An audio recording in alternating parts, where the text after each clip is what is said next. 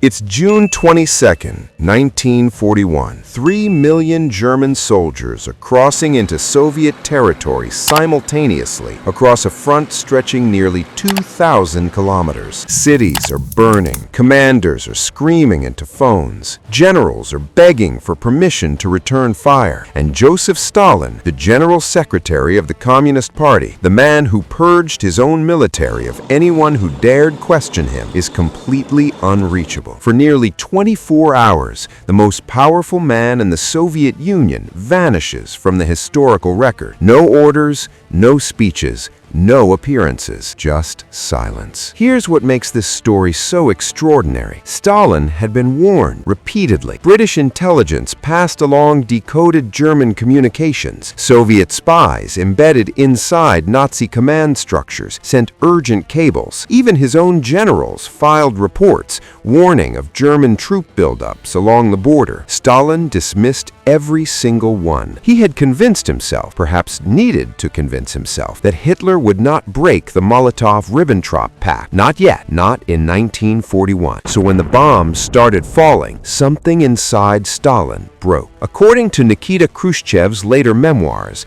and corroborated by accounts from Politburo members Anastas Mikoyan and Vyacheslav Molotov, Stalin did not rise to the moment. He retreated to his dacha outside Moscow. He sat, he waited, he said almost nothing. Molotov, not Stalin, was the one who addressed the Soviet people on the radio that morning. Molotov's voice cracked as he delivered the news of the invasion. Stalin, the man who had built a cult of personality around his own strength, could not bring himself to speak. Some historians believe he suffered a genuine psychological collapse. Others argue it was a calculated political retreat, a way to assess whether his inner circle would remain loyal before he re-emerged. We may never know the full truth. What we do know is this: when a delegation of Politburo members finally drove out to his dacha to find him, Stalin reportedly looked at them with something close to fear and said, "Lenin founded our state. We've lost it." But here's the part of this story that history often overlooks. Stalin came back. Within days, he re-emerged. He reorganized command structures. He eventually delivered his famous radio address,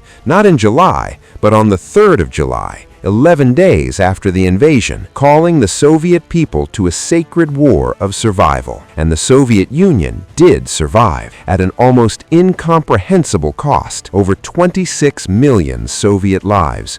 But it survived. The missing 24 hours didn't end the USSR, but they revealed something about power that still resonates today. Even the most ruthless, most controlling leaders are human, and when reality finally shatters the story they've told themselves, even dictators can break. Stalin's silence in those critical hours wasn't just a personal failure, it was a warning written in history about what happens when a leader surrounds himself only with people who tell him what he wants to hear. We're still learning that lesson today. If you found this story as fascinating as I do, subscribe, because next week we're going inside another moment in history that the textbooks never quite captured.